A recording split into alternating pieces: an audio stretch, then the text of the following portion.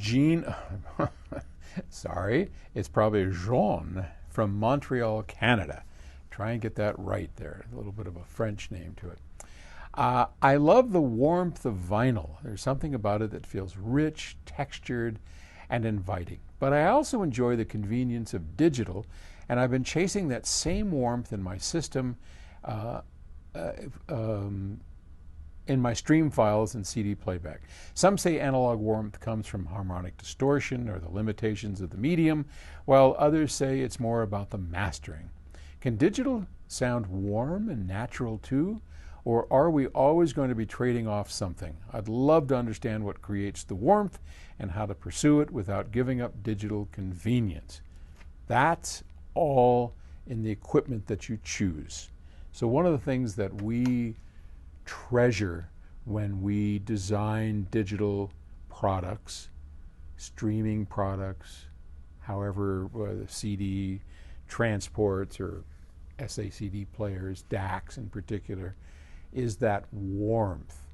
Years ago when we started out in digital audio in the mid-'80s, we were one of the pioneers in digital audio, and we did our best to get rid of that flat, two-dimensional, transistory sound.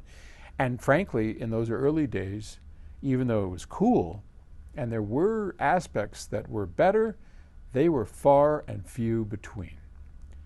Vinyl just ate digital's lunch. But how many years? I'm not very good at math.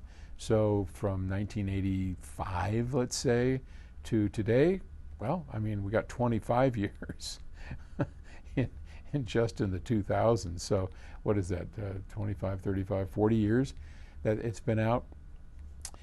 We've made a ton of progress. Most of that progress, much of it is in the digital side, of course, getting all that right. Another part of it was our switch from PCM to PDM, which is what our DACs, our premier PMG signature DAC, uses all DSD, much more warm, analog, much closer to what you are expecting in vinyl. That was a huge difference, and that happened some 15 years ago. Big, big difference, and not many companies are doing that. Most most DACs today are all still PCM based. They can handle DSD, but their output is all PCM. And increasingly you want to shy away from that. You're going to want to move towards DACs that have DSD on their outputs. We are working on, well, we have the PMG signature out.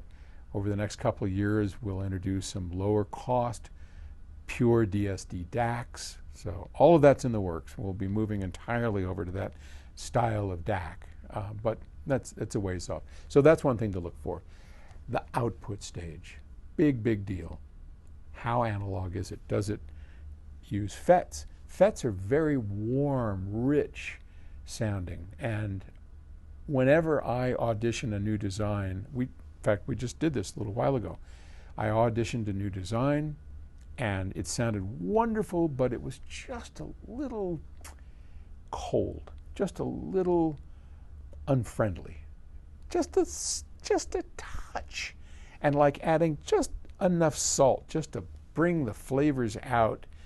I had one of our engineers swap in a series of FETs, field effect transistors, which they were originally bipolars, and I mean beautifully performing bipolars, but I knew that switching from a BJT, a bipolar transistor with its current amplifying capabilities, and moving over to a field effect transistor that has a voltage characteristic to it, it only amplifies voltages, is going to just warm up. It's going to add that little touch of salt that brings the flavors to robusto, and out she comes. And that's exactly what happened.